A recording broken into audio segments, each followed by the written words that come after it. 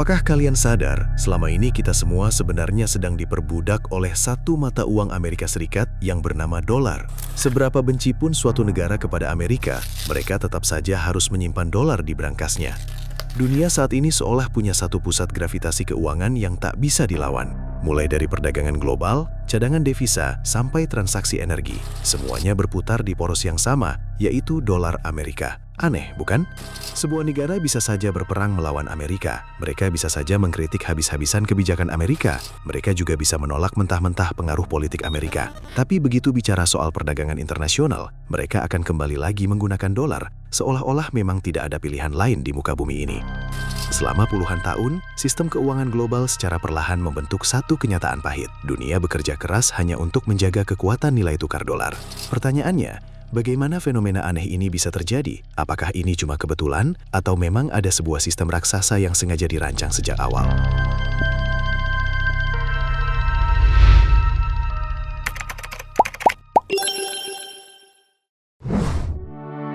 Jawabannya akan membawa kita kembali ke satu kesepakatan krusial yang mengubah sejarah ekonomi dunia selamanya, sebuah sistem yang kita kenal sampai saat ini sebagai petrodolar. Banyak yang mengira kalau dominasi dolar Amerika itu terjadi secara alami, seolah-olah dunia memang memilihnya begitu saja. Tapi, kenyataannya tidak sesederhana itu. Kejayaan dolar bukan sebuah kebetulan. Ini adalah sistem yang dirancang dengan sangat rapi di atas satu fondasi besar ketergantungan global. Dan semuanya bermula dari satu pertemuan paling krusial dan penting dalam sejarah peradaban manusia. Sebuah konferensi yang kita kenal sebagai Bretton Woods.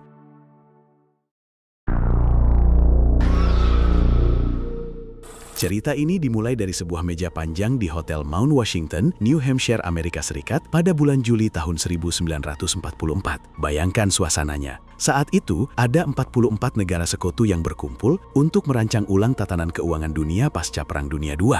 Kondisinya saat itu kacau. Eropa hancur lebur, Jepang luluh lantak, dan hampir semua negara kehilangan stabilitas ekonominya. Di tengah reruntuhan itu, Amerika Serikat muncul sebagai sang pemenang dalam Perang Dunia Kedua dan menjadikan Amerika Serikat sebagai negara yang memiliki suara terkuat di dalam meja perundingan itu, dibandingkan negara lainnya yang habis babak belur pasca Perang Dunia Kedua. Dari konferensi inilah lahir sebuah keputusan besar. Negara-negara sepakat kalau mata uang dunia akan dikunci atau dihubungkan langsung ke dolar Amerika dengan tujuan yang suci, yaitu mempercepat pemulihan ekonomi negara-negara yang kalah perang. Artinya, kalau ada negara yang mau transaksi internasional, mereka harus menukar mata uang negaranya ke dolar dulu. Singkatnya, dolar resmi jadi pusat gravitasi keuangan global. Dan ada satu janji yang membuat seluruh negara pada saat itu percaya dengan sistem ini, yaitu disepakatinya sebuah angka sakti. 35 dolar setara dengan 1 ons emas. Jadi, secara teori, setiap lembar dolar yang beredar bisa ditukar dengan emas fisik. Artinya, jika ada negara yang ingin impor barang dari negara lain, mereka harus menukarkan cadangan emas atau cadangan uangnya terlebih dahulu dengan dolar Amerika. Inilah awal mula fondasi kuat dominasi dolar dibangun. Tapi, cerita ini baru babak awal, karena beberapa dekade kemudian, fondasi yang terlihat kokoh ini perlahan mulai retak. Sebelum kita bahas lebih jauh, kita perlu paham dulu, apa sih dampak nyata sistem Bretton Woods buat perdagangan dunia? Pertama, dampaknya ke bank sentral. Sejak perjanjian Bretton Woods itu ditekan, bank sentral di berbagai negara mulai sibuk menumpuk cadangan dolar. Stok dolar ini jadi krusial banget karena fungsinya vital, mulai dari membayar barang impor, membeli mesin-mesin industri, mengamankan pasokan energi, sampai belanja bahan baku. Semuanya butuh dolar. Selain itu, dolar juga jadi senjata buat jaga gawang. Kalau nilai tukar di pasar valuta asing mulai goyang, bank sentral bakal pakai cadangan dolar ini untuk melakukan intervensi pasar supaya semuanya tetap tenang. Coba bayangkan, kalau sebuah negara sampai kehabisan stok dolar, urusannya bakal panjang, impor jadi macet, nilai tukar mata uang domestik bisa terjun bebas, dan kepercayaan investor bakal hilang seketika. Pertanyaannya sekarang, dari mana negara-negara ini bisa mendapatkan stok dolar sebanyak itu? Lalu, bagaimana caranya dolar bisa mendominasi dunia? Setidaknya ada 3 jalur utamanya. Pertama, lewat jalur ekspor. Saat sebuah negara menjual barang ke luar negeri, pembayaran internasionalnya wajib menggunakan dolar. Dolar inilah yang akhirnya masuk dan mengisi pundi-pundi cadangan devisa negara tersebut. Kedua, lewat pinjaman luar negeri. Banyak negara berkembang yang meminjam dana dari lembaga internasional atau bank global. Biasanya, dana yang dikucurkan itu ya dalam bentuk dolar juga. Ketiga, lewat investasi asing. Ketika para pemodal besar dari berbagai belahan dunia menanamkan modalnya di sebuah negara, mereka umumnya membawa dana dalam bentuk dolar. Nah, dalam praktik sehari-hari, sistem inilah yang membuat dolar jadi pusat dari hampir semua transaksi global. Agar lebih terbayang, coba kita ambil contoh sederhana. Katakanlah Jerman ingin membeli kopi dari Brasil. Ternyata, transaksinya tidak langsung menggunakan euro atau rial. Yang terjadi justru seperti ini. Jerman membayar pakai dolar, dan Brasil pun menerima pembayarannya dalam dolar. Dolar tersebut kemudian disimpan oleh Bank Sentral Brasil sebagai cadangan devisa mereka. Nantinya, kalau Brasil mau belanja barang dari negara lain, mereka tinggal menggunakan simpanan dolar tadi. Tanpa disadari, perlahan-lahan semua negara mulai ketergantungan dengan dolar Amerika, karena mereka berpikir, untuk apa menerima mata uang negara lain dalam transaksi internasional? Nanti kalau saya terima mata uang rial, saya cuma bisa transaksi sama Brasil dong. Kan saya juga butuh gandum dari Kanada. Pertanyaannya, apakah Kanada nanti akan menerima mata uang rial Brasil yang saya punya? Tentu tidak. Pasti Kanada maunya transaksi menggunakan dolar. Karena Kanada juga memiliki pemikiran yang sama dengan saya. Buat apa terima rial? Mending terima dolar. Nanti duitnya bisa dipakai buat beli barang lain di negara manapun itu. Namun, tak bisa dipungkiri, di awal kemunculannya, sistem ini sebenarnya membawa banyak dampak positif bagi dunia. Pertama, perdagangan global jadi jauh lebih stabil.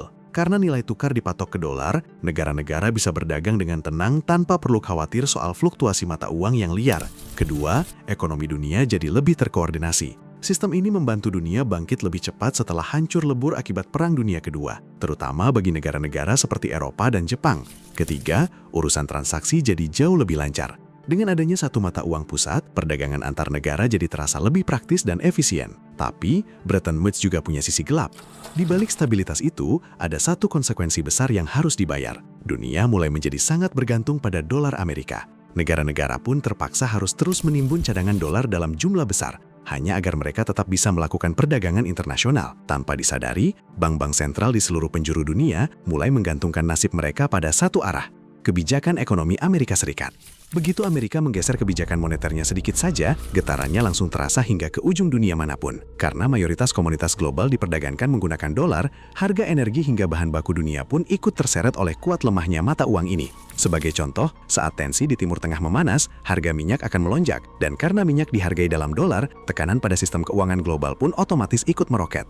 Jadi, di satu sisi, sistem Bretton Woods memang berhasil menciptakan stabilitas global. Namun di sisi lain, ia juga menanamkan benih yang dampaknya kita rasakan hingga hari ini, ketergantungan mutlak dunia terhadap dolar Amerika.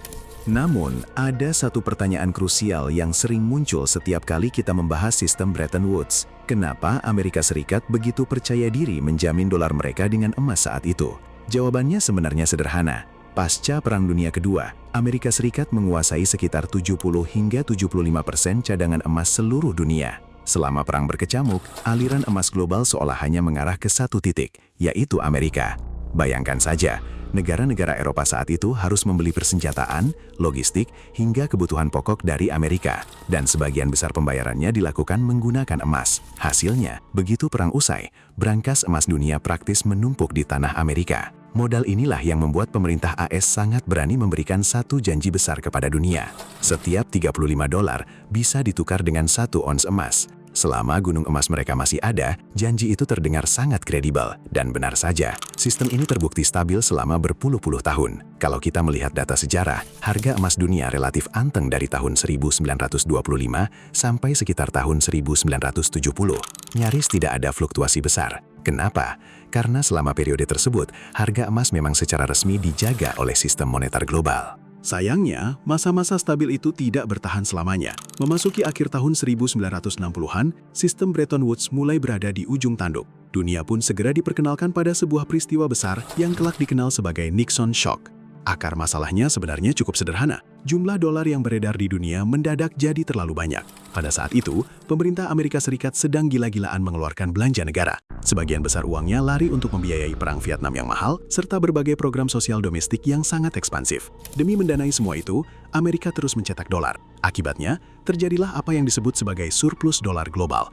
Dolar pun membanjiri seluruh pelosok dunia dalam jumlah yang masif. Namun, ada satu masalah besar. Di saat jumlah dolar terus meroket, ada satu hal yang pertumbuhannya tidak bisa mengejar, yaitu cadangan emas Amerika itu sendiri. Padahal, dalam aturan main sistem Bretton Woods, Amerika sudah berjanji bahwa setiap 35 dolar bisa ditukar dengan 1 ons emas. Artinya, secara teori, Amerika wajib memiliki stok emas yang cukup untuk menjamin setiap lembar dolar yang beredar. Tapi di akhir tahun 60-an, kenyataan pahit mulai terungkap. Jumlah dolar yang beredar sudah jauh melampaui jumlah emas yang dimiliki Amerika. Kondisi ini membuat nilai dolar secara tidak langsung menjadi terlalu tinggi dibandingkan emas yang menopangnya. Begitu negara-negara lain menyadari ketimpangan ini, kepercayaan dunia mulai retak. Mereka mulai ragu dan bertanya-tanya, Apakah Amerika benar-benar mampu menepati janjinya? Di garda terdepan, ada sosok yang paling lantang bersuara, Presiden Prancis kala itu, Charles de Gaulle. Tanpa basa-basi, ia mengkritik tajam sistem Bretton Woods. De Gaulle bahkan nekat menuntut agar tumpukan dolar milik Prancis ditukar balik menjadi emas murni. Langkah berani ini seketika membuat cadangan emas Amerika semakin terdesak. Melihat aksi Prancis, negara-negara lain mulai ikut melirik dan mempertimbangkan hal serupa. Bayangkan saja, jika semua negara kompak menukarkan dolar mereka ke emas di saat yang sama, berangkas emas Amerika bisa ludes dalam sekejap. Terdesak oleh situasi ini, Amerika akhirnya terpaksa mengambil langkah yang sangat ekstrim. Tepat pada tahun 1971, Presiden Richard Nixon secara resmi menghentikan konversi dolar menjadi emas. Keputusan mendadak ini kemudian dikenang dunia sebagai Nixon Shock. Dengan ketukan palu tersebut, satu hal menjadi jelas. Janji manis bahwa 35 dolar setara dengan 1 ons emas tidak lagi berlaku. Riwayat sistem Bretton Woods resmi berakhir. Sejak saat itulah, harga emas tidak lagi dikekang oleh aturan tetap pemerintah. Nilainya mulai dilepas dan dibiarkan mengambang bebas mengikuti mekanisme pasar. Dan di titik itulah, dunia resmi melangkah masuk ke babak baru dalam sejarah keuangan global. Mari kita geser fokus sejenak ke belahan bumi lain. Setelah guncangan Nixon Shock, sebuah badai besar lainnya mulai menyapu Timur Tengah. Inilah awal mula krisis minyak global. Tahun 1973 bukan sekedar soal kelangkaan energi. Peristiwa ini menjadi titik balik krusial yang tanpa disadari membelokkan arah sistem keuangan dunia selamanya. Antara tanggal 6 hingga 26 Oktober 1973, pecahlah sebuah konflik hebat yang kita kenal sebagai Perang Yom Kippur, di mana Israel berhadapan langsung dengan koalisi Mesir dan Suriah. Perang ini dengan cepat berubah menjadi arena adu pengaruh dua raksasa dunia saat itu. Amerika Serikat secara terbuka memasok kebutuhan militer Israel, sementara Uni Soviet merapat ke barisan negara-negara Arab. Bagi blok Arab, dukungan terang-terangan Amerika ke Israel adalah ancaman nyata. Disinilah bara amarah mulai tersulut. Negara-negara produsen minyak yang tergabung dalam OPEC pun tak tinggal diam. Mereka mengambil langkah yang sangat drastis. Sepanjang tahun 1973 hingga 1974, mereka melancarkan apa yang dikenal sebagai embargo minyak. Negara-negara Arab menyetop total ekspor minyak ke sejumlah negara barat, mulai dari Amerika Serikat, Belanda, Portugal, Afrika Selatan, hingga sekutu-sekutu barat lainnya. Targetnya cuma satu, memberi tekanan politik yang menyesakkan bagi siapapun yang membela Israel. Tapi ternyata ceritanya belum selesai. Negara-negara Arab mulai memainkan kartu mereka dengan lebih ekstrim. Mereka sengaja memangkas produksi minyak sebesar 5% setiap bulannya. Strategi ini bukan tanpa alasan, melainkan sebuah serangan dua arah untuk menceking pasukan dunia, sekaligus memperkuat posisi tawar mereka di panggung internasional. Dampaknya benar-benar melumpuhkan. Bayangkan, saat itu hampir 40% pasukan minyak dunia bergantung sepenuhnya pada negara-negara Arab. Begitu keran produksi mulai ditutup, pasar energi global langsung kalang kabut. Sekitar 4,4 juta barel minyak mendadak hilang dari peredaran setiap harinya. Akibatnya, harga minyak pun terbang tinggi. Hanya dalam waktu singkat, harganya meroket hampir 4 kali lipat. Dari yang awalnya cuma 3 dolar, melambung jadi hampir 12 dolar per barel. Gelombang kenaikan harga ini akhirnya memicu inflasi gila-gilaan di negara-negara barat, mematikan roda ekonomi, dan mengguncang stabilitas dunia sampai ke akarnya. Siapa sangka, di balik kekacauan krisis minyak saat itu, justru sedang terbuka jalan bagi lahirnya sebuah sistem baru yang bakal mengukuhkan dominasi dolar di mata dunia. Kalau kita lihat sekilas, posisi Amerika Serikat di awal tahun 70-an sebenarnya sedang berada di ujung tanduk. Sistem Bretton Woods baru saja kolaps, dan dolar tidak lagi dijamin oleh emas. Tak heran jika saat itu, kepercayaan dunia terhadap kekuatan mata uang Paman Sam mulai goyah. Logikanya, ini seharusnya menjadi awal dari kejatuhan dolar dalam tatanan global. Tapi, yang terjadi justru sebaliknya. Bukannya tumbang, dolar malah membuat dunia semakin ketergantungan. Di saat itulah, pemerintah Amerika mulai memutar otak. Mereka sadar, jika emas sudah tidak bisa lagi menjadi sandaran, maka harus ada aset lain yang membuat dunia tetap haus akan dolar. Dan disinilah muncul seorang sosok kunci. Henry Kissinger, Menteri Luar Negeri AS periode 1973-1977, menjadi arsitek utama di balik sistem baru ini. Strateginya terbilang sederhana, namun sangat visioner. Amerika mulai melakukan negosiasi strategis dengan Arab Saudi dan negara-negara OPEC. Isi kesepakatannya sangat krusial. Minyak, sebagai komoditas energi paling vital di bumi, wajib dijual hanya dengan dolar Amerika. Artinya, siapapun dan di belahan dunia manapun yang ingin membeli minyak, mereka harus memiliki dolar terlebih dahulu. Namun, permainan ini tidak berhenti sampai di situ saja. Negara-negara penghasil minyak, terutama di kawasan Timur Tengah, tiba-tiba memiliki surplus kekayaan yang luar biasa besar dari hasil penjualan mereka. Menariknya, mereka didorong untuk memutar kembali uang tersebut ke dalam aset-aset Amerika, mulai dari surat utang pemerintah hingga berbagai instrumen keuangan di pasar Amerika. Inilah awal mula terciptanya sebuah siklus yang sangat kuat. Logikanya sederhana, seluruh dunia butuh dolar untuk membeli energi. Para produsen minyak menerima pembayaran dalam dolar tersebut, dan pada akhirnya, dolar-dolar itu mengalir kembali ke jantung sistem keuangan Amerika. Dengan kata lain, dunia secara tidak langsung terus memutar roda ekonomi Amerika. Ini adalah strategi yang sangat visioner, karena Amerika memahami satu hal mendasar. Setiap negara butuh energi agar industrinya tetap hidup dan ekonominya bisa terus tumbuh. Dan jika harga energi dunia dipatok dalam dolar, maka setiap negara mau tidak mau wajib memiliki cadangan dolar yang besar. Selama minyak dunia masih diperdagangkan dalam mata uang ini, maka dolar akan tetap menjadi tulang punggung sistem ekonomi internasional. Dari sinilah lahir sebuah sistem yang kita kenal hingga hari ini, yaitu petrodolar. Konon, kesepakatan petrodolar ini dilaksanakan di atas kapal induk Amerika yang tengah membelah Laut Tengah. Saat itu, situasi dunia sedang sangat genting akibat krisis minyak tahun 1973. Tentu saja, negosiasinya tidak mudah dan penuh dengan intrik. Amerika datang dengan tawaran yang sulit ditolak. Perlindungan militer penuh, kerjasama ekonomi, hingga akses ke teknologi mutakhir.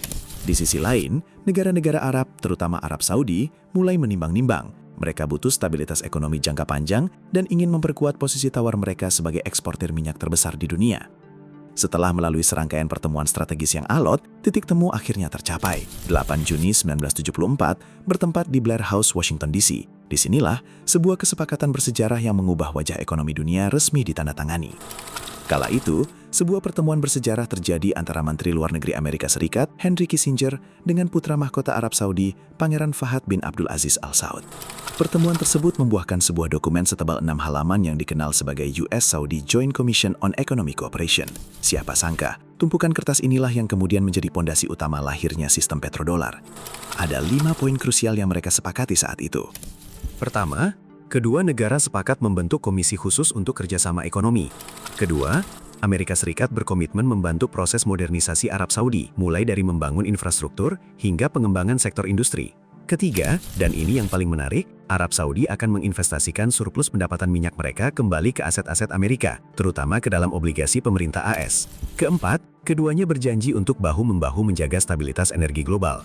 Dan kelima, jalur kerjasama di bidang keamanan dan pertahanan antara kedua negara semakin diperkuat. Di atas kertas, perjanjian ini memang terlihat seperti kerjasama ekonomi dan keamanan pada umumnya. Namun di balik layar, implikasinya jauh lebih besar dari yang dibayangkan. Melalui kesepakatan ini, perdagangan minyak dunia secara efektif dikunci agar hanya menggunakan dolar Amerika. Artinya, negara manapun di dunia yang ingin membeli minyak, wajib memiliki cadangan dolar di kas mereka, yang kita kenal sekarang sebagai cadangan devisa. Sejak saat itulah, sistem energi dunia dan peta keuangan global akhirnya terikat kuat dalam satu simpul besar yang kita kenal sebagai sistem petrodolar. Begitu kesepakatan besar tahun 1974 itu ditandatangani, perlahan tapi pasti, wajah ekonomi dunia mulai berubah. Minyak kini resmi menjadi jangkar baru bagi permintaan dolar. Di sisi lain, negara-negara eksportir minyak, terutama di Timur Tengah, mulai menikmati banjir uang yang luar biasa. Lonjakan harga minyak pasca krisis 1973 membuat arus modal masuk ke negara-negara Arab meningkat drastis. Pendapatan inilah yang kemudian kita kenal dengan istilah petrodollar surplus. Bayangkan, hanya dalam kurun waktu 7 tahun, dari 1974 hingga 1981, negara-negara eksportir minyak berhasil mengumpulkan sekitar 455,5 miliar dolar atau setara dengan 7.800 triliun rupiah dengan kurs saat ini. Tapi, kisah petrodolar tidak berhenti sampai di urusan jual beli minyak menggunakan dolar saja. Ada satu pertanyaan yang jauh lebih menarik. Kemana sebenarnya larinya gunung dolar hasil jualan minyak itu? Negara-negara Arab memang kebanjiran surplus dolar yang luar biasa dari ekspor minyak mereka. Tapi, uang sebanyak itu tidak hanya didiamkan atau disimpan di dalam negeri. Menariknya, sebagian besar uang itu justru mengalir balik ke sistem keuangan barat. Dolar-dolar surplus ini biasanya mampir ke bank-bank raksasa di London dan New York, diputar di berbagai instrumen Wall Street, dan dalam jumlah yang sangat masif, dipakai untuk memborong obligasi pemerintah Amerika Serikat atau US Treasury. Artinya, terciptalah sebuah siklus yang sangat unik. Dolar dipakai untuk beli minyak, lalu dolar hasil jualan minyak itu balik lagi ke pelukan Amerika. Inilah yang kemudian dikenal sebagai petrodollar recycling. Sistem ini membuat aliran uang global seolah-olah cuma berputar di lingkaran yang sama. Energi dunia menghasilkan dolar, dan dolar itu kembali lagi untuk memperkokoh sistem keuangan Amerika. Dari sinilah muncul satu kesimpulan menarik yang sering jadi topik hangat di kalangan ekonom dunia. Ternyata, komoditas ekspor terbesar Amerika Serikat itu bukan minyak, bukan otomotif, dan bukan pula teknologi canggih, melainkan lembaran uang dolar itu sendiri. Selama berpuluh-puluh tahun, Amerika pada dasarnya mengekspor mata uang mereka ke seluruh penjuru dunia. Artinya, setiap kali ekonomi global butuh dolar untuk transaksi dagang, membeli energi, investasi, atau sekadar simpanan cadangan devisa, Amerika hanya perlu melakukan satu hal simpel, mencetak uang lebih banyak lagi. Kalau kita pakai logika ekonomi dasar, cara ini sebenarnya sangat beresiko. Biasanya, jika sebuah negara terlalu banyak mencetak uang, yang terjadi adalah uang akan menumpuk di dalam negeri, daya beli meningkat secara berlebihan, dan ujung-ujungnya, inflasi akan meledak parah. Tapi uniknya, fenomena ini tidak bisa terjadi di Amerika. Kenapa bisa begitu? Karena sebagian besar dolar yang mereka cetak justru tidak beredar di pasar domestik Amerika. Sebaliknya, dolar-dolar tersebut langsung diserap oleh negara-negara lain di seluruh dunia yang sudah terlanjur kecanduan dolar. Hasilnya, dolar terus mengalir keluar dari Amerika dan menyebar luas ke dalam sistem ekonomi global. Jadi, saat jumlah dolar di pasar global membengkak, tekanan inflasinya tidak hanya dirasakan di dalam negeri Amerika saja. Dampaknya justru menyebar luas, membebani negara-negara lain yang menyimpan dan menggunakan dolar dalam sistem ekonomi mereka. Namun, seperti sistem ekonomi manapun dalam sejarah, tidak ada yang benar-benar abadi. Selama lebih dari 5 dekade, sistem petrodolar telah menjadi pondasi kokoh yang memastikan dolar terus mengalir ke setiap sudut bumi. Bisa dibilang, selama puluhan tahun, ekonomi internasional bernafas menggunakan dolar. Tapi sekarang, sebuah pertanyaan besar mulai muncul. Mungkinkah dominasi dolar ini akan berakhir? Atau jangan-jangan, suatu hari nanti kita akan menyaksikan kiamat bagi dolar? Isu ini semakin kencang dibicarakan pada tahun 2024 saat muncul laporan bahwa kerjasama legendaris antara Amerika Serikat dan Arab Saudi tidak lagi diperpanjang secara formal. Padahal, kesepakatan itu telah bertahan selama 50 tahun sejak pertama kali ditekan pada 8 Juni 1974. Selama ini, sistem petrodolar secara tidak tertulis telah memaksa hampir seluruh perdagangan minyak dunia menggunakan dolar. Siapapun negara yang ingin membeli energi, mereka wajib memiliki cadangan dolar. Namun, ketika aturan main ini mulai melonggar, sebuah kemungkinan baru pun terbuka. Negara-negara produsen energi bisa punya lebih banyak pilihan mata uang dalam perdagangan minyak mereka. Apa dampaknya bagi pasar dunia? Beberapa analis sebenarnya melihat ada potensi positif di balik melemahnya sistem petrodolar ini. Dunia perlahan bisa bergerak menuju sistem moneter yang lebih multipolar, sebuah kondisi di mana tidak ada satupun mata uang yang terlalu mendominasi. Dengan begitu, ketergantungan global pada satu mata uang saja bisa mulai berkurang. Tapi, transisi menuju tatanan baru ini kemungkinan besar tidak akan berjalan mulus. Sejarah mencatat bahwa setiap perubahan besar dalam sistem keuangan global hampir selalu dibarengi dengan badai ketidakpastian. Pasar keuangan bisa mengalami volatilitas yang jauh lebih tinggi. Nilai tukar antar mata uang akan lebih bergejolak, dan harga energi pun berpotensi menjadi sangat tidak stabil. Dengan kata lain, jika sistem petrodolar ini benar-benar runtuh dan berubah, dampaknya tidak akan sederhana. Terlepas dari semua perubahan itu, muncul satu pertanyaan penting. Di tengah semua perubahan besar ini, ada satu pertanyaan krusial yang perlu kita jawab. Apakah sistem petrodolar di masa sekarang masih benar-benar bisa menciptakan banjir dolar di pasar global seperti dulu? Kalau kita menoleh ke belakang, jawabannya sudah pasti iya. Tapi sekarang, situasinya sudah perlahan berubah. Memang benar, mayoritas perdagangan minyak dunia masih menggunakan dolar AS. Para eksportir pun tetap menerima bayaran dalam mata uang hijau tersebut. Sebagian dari keuntungannya juga masih mengalir balik ke sistem keuangan global, baik itu lewat pembelian obligasi pemerintah Amerika, investasi di bank dan aset-aset barat, atau diputar di pasar modal internasional. Artinya, mesin yang terus menggerakkan permintaan dolar ini sebenarnya masih bekerja. Hanya saja, peta energi dunia perlahan-lahan mulai berubah.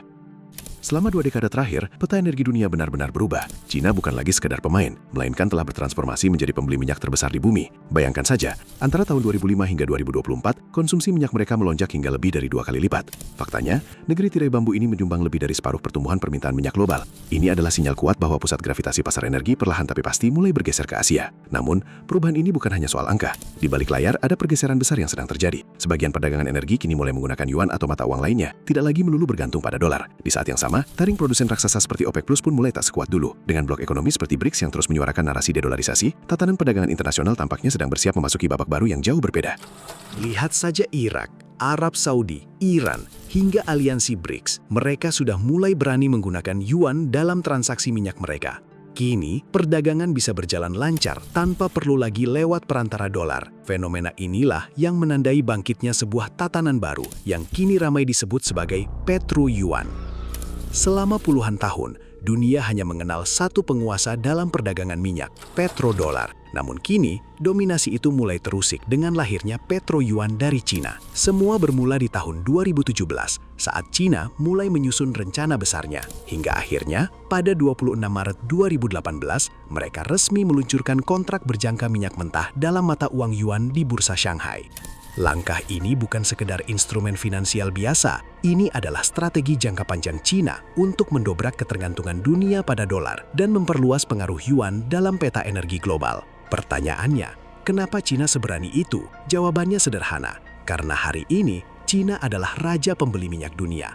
Bayangkan saja, di sepanjang tahun 2024, Cina mengimpor sekitar 11,1 juta barel minyak setiap harinya. Pasokan raksasa ini mengalir dari negara-negara seperti Rusia, Arab Saudi, Malaysia, Irak, hingga Brasil. Sebagai pembeli terbesar, Cina punya kartu as di tangan. Mereka punya posisi tawar yang sangat kuat untuk mulai bernegosiasi dengan para negara penjual. Bagaimana kalau pembayarannya kita lakukan dalam yuan? Dan perlahan tapi pasti, strategi ini membuahkan hasil. Memasuki Januari 2025, negara-negara besar seperti Rusia, Iran, Venezuela, Arab Saudi, Uni Emirat Arab, hingga Mesir sudah mulai membuka diri dan menerima pembayaran minyak dalam mata uang yuan. Bagi negara-negara yang sedang ditekan sanksi ekonomi oleh Amerika Serikat, yuan bukan sekedar mata uang alternatif, ia telah menjadi jalur napas baru yang sangat krusial di tengah dominasi dolar yang kian menantang. Semuanya berawal dari sebuah keputusan besar di tahun 2016. Saat itu, IMF secara resmi mengakui yuan sebagai salah satu mata uang cadangan dunia. Ini artinya, posisi yuan sekarang sudah naik kelas dan duduk sejajar dengan mata uang elit lainnya, seperti dolar AS, euro, yen Jepang, hingga pound sterling Inggris. Lalu, apa sih alasan strategis yang membuat negara-negara lain mulai melirik yuan? Pertama, soal efisiensi dagang. Saat ini, Cina adalah mitra dagang terbesar bagi banyak negara di Asia, Afrika, hingga Amerika Latin. Karena aktivitas ekspor-impor mereka memang paling banyak dilakukan dengan Cina, rasanya jauh lebih praktis kalau transaksinya langsung menggunakan yuan saja. Jadi, mereka tidak perlu repot menukar mata uang ke dolar terlebih dahulu, yang ujung-ujungnya cuma menambah biaya transaksi. Alasan kedua berkaitan dengan proyek raksasa Cina yang dikenal sebagai Belt and Road Initiative. Lewat program ambisius ini, Cina mengucurkan dana besar-besaran untuk membangun pelabuhan, rel kereta api, jalan raya, hingga proyek energi di berbagai negara berkembang. Pembangunan infrastruktur inilah yang membuka jalur perdagangan baru yang perlahan tapi pasti membuat ekonomi negara-negara tersebut jadi semakin lengket dan terhubung erat dengan Cina. Ketiga, Cina adalah raksasa pengimpor energi terbesar di dunia. Nilai impornya tidak main-main, mencapai 324,6 miliar dolar atau hampir seperempat dari seluruh perdagangan energi global. Tidak hanya itu, Cina juga sudah menyiapkan infrastrukturnya sendiri melalui bank sentral mereka. Mereka membangun kesepakatan tukar mata uang atau currency swap dengan banyak negara lewat sistem pembayaran internasional yang disebut CIPS atau Cross Border Interbank Payment System. Simpelnya begini, sistem ini memungkinkan negara-negara untuk bertransaksi langsung menggunakan yuan tanpa harus repot-repot menukarnya ke dolar terlebih dahulu. Ini adalah alternatif nyata bagi sistem keuangan barat yang selama ini kita kenal, seperti SWIFT, Visa, atau Mastercard. Keuntungannya pun jelas, biaya konversi jadi lebih hemat, prosesnya praktis, dan ketergantungan pada dolar pun berkurang. Namun, ada satu hal yang paling krusial bagi negara-negara tertentu. Mereka bisa terhindar dari risiko sanksi ekonomi Amerika Serikat. Jadi, kalau kita tarik benang merahnya, fenomena petro-yuan ini bukan sekedar soal mata uang baru. Ini adalah babak baru dalam persaingan pengaruh ekonomi antara kekuatan-kekuatan besar dunia. Namun kalian harus tahu bahwa sampai hari ini, dolar Amerika masih memegang tahta sebagai mata uang paling dominan di panggung keuangan global. Data dari Bank for International Settlements menunjukkan bahwa sekitar 88% transaksi valuta asing di seluruh dunia masih melibatkan dolar. Artinya, hampir semua lini perdagangan internasional, mulai dari ekspor-impor barang, investasi, hingga transaksi keuangan lintas negara, masih sangat bergantung pada mata uang ini. Tak hanya itu, pasar obligasi pemerintah Amerika atau US Treasury juga tetap menjadi pasar surat utang terbesar dan paling liquid di dunia. Hal inilah yang membuat banyak bank sentral dan investor global merasa lebih tenang menyimpan aset mereka dalam bentuk dolar karena dianggap paling aman dan sangat mudah untuk diperjualbelikan kapan saja. Namun, jika kita melihat sisi cadangan devisa global, ada sebuah pergeseran menarik yang sedang terjadi. Berdasarkan laporan Cofair dari IMF, porsi dolar dalam cadangan devisa dunia saat ini berada di kisaran 56,32%. Angka ini sebenarnya turun cukup jauh jika dibandingkan tahun 2001 yang masih mencapai 72%. Bahkan, posisi saat ini merupakan level terendah yang pernah tercatat sejak tahun 1995. Ini menjadi sinyal kuat bahwa meski dolar masih memimpin, perlahan-lahan dunia mulai melirik alternatif lain dan mulai berani melakukan diversifikasi mata uang cadangan mereka. Lantas, bagaimana dengan posisi yuan? Kalau kita bedah datanya, yuan sebenarnya masih tertinggal cukup jauh di dalam cadangan devisa dunia. Yuan hanya menyumbang sekitar 2 hingga 3% saja. Begitu juga dalam transaksi valuta asing global, keterlibatannya baru menyentuh angka 7%. Jadi, kalau bicara realitas hari ini, dolar masih menjadi pemain utama yang jauh lebih dominan dibanding yuan. Namun ke depan, banyak analis mulai melihat adanya potensi perubahan secara perlahan. Jika ekspansi ekonomi Cina terus melaju, jika negara-negara BRICS semakin gencar menggunakan mata uang selain dolar, dan jika perdagangan energi dunia mulai beralih menggunakan yuan, maka bukan tidak mungkin peran yuan akan semakin besar dan mulai menggeser peta kekuatan di sistem keuangan global.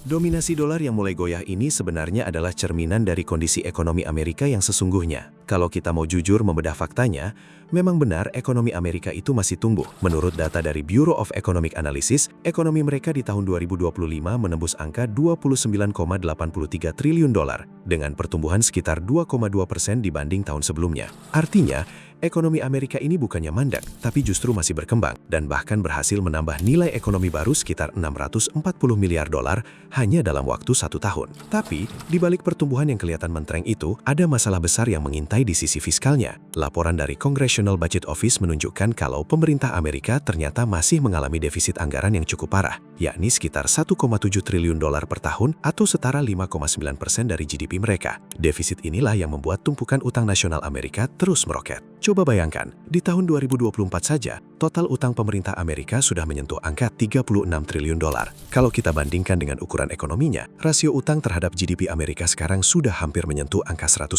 Mudahnya begini, dengan jumlah penduduk sekitar 347 juta jiwa, secara teori setiap satu orang warga Amerika menanggung beban utang sekitar 109.000 sampai 111.000 dolar. Sebuah angka yang bukan cuma besar, tapi juga sangat mengkhawatirkan. Di saat yang sama, peta kekuatan ekonomi dunia perlahan mulai bergeser. Bank-bank sentral di berbagai negara kini tak lagi sekadar menumpuk dolar di brankas mereka. Mereka mulai diam-diam melirik aset lain untuk mengamankan kekayaan negaranya. Jika kita mengintip laporan terbaru dari Forum Global Official Monetary and Financial Institution Forum atau OMFIF, ada tren menarik yang sedang terjadi. Dalam beberapa tahun ke depan, rencana bank-bank sentral dunia menunjukkan arah yang jelas. Sekitar 40% dari mereka berniat mempertebal cadangan emas. Sementara itu, 16% mulai menambah porsi euro dan 6% lainnya memilih beralih ke yuan Cina. Lalu bagaimana dengan dolar? Mengejutkannya, hanya sekitar 5% saja bank sentral yang masih berencana menambah cadangan mata uang Amerika Serikat tersebut. Survei OMFIF ini bahkan memprediksi bahwa dominasi dolar dalam cadangan devisa global akan menyusut ke angka 52% pada tahun 2035 mendatang, turun cukup signifikan dari posisinya saat ini yang masih berada di kisaran 56%. Fenomena ini menjadi sinyal kuat bahwa dunia mulai berbenah. Ini bukan berarti mereka sepenuhnya meninggalkan dolar, melainkan sebuah upaya untuk tidak menaruh semua telur dalam satu keranjang. Bank-bank sentral kini lebih memilih untuk bermain aman dengan mendiversifikasi portofolio mereka demi mengurangi ketergantungan yang terlalu besar pada satu mata uang saja. Kalau kita coba tarik mundur sedikit dan melihat deretan angka tadi, pelan-pelan kita akan melihat sebuah gambaran besar yang mulai terbentuk. Bagi Amerika Serikat, situasi ini bukan masalah sepele. Ini sangat sensitif, karena selama berpuluh-puluh tahun, kekuatan dolar bukan cuma soal hitung-hitungan ekonomi, tapi juga instrumen geopolitik yang sangat ampuh. Sejarah sudah membuktikan bahwa urusan mata uang, energi, dan geopolitik itu selalu berjalan beriringan dan saling beririsan. Kita bisa melihat bagaimana nasib para pemimpin negara yang pernah mencoba mengurangi ketergantungan mereka pada dolar dalam perdagangan internasional. Sebut saja Muammar Gaddafi di Libya, yang pernah mengusulkan penggunaan dinar emas untuk perdagangan di seluruh Afrika. Lalu ada Saddam Hussein di Irak, yang pada awal tahun 2000-an mulai nekat menjual minyaknya menggunakan euro. Dan jangan lupakan Nicolas Maduro di Venezuela, yang juga mencoba menjual minyak tanpa melibatkan dolar. Upaya diversifikasi mata uang yang dilakukan para pemimpin ini menunjukkan sebuah pola yang kelam, bahwa melawan dominasi dolar bisa berujung pada konsekuensi fatal, mulai dari penangkapan hingga kematian. Secara geopolitik, jelas Amerika tidak akan tinggal diam. Mereka akan selalu mengincar negara-negara yang berani mencoba menyingkirkan dolar dari peta perdagangan dunia. So, mungkinkah dominasi absolut dolar sebagai raja mata uang dunia akan menemui titik akhirnya di abad ke-21 ini?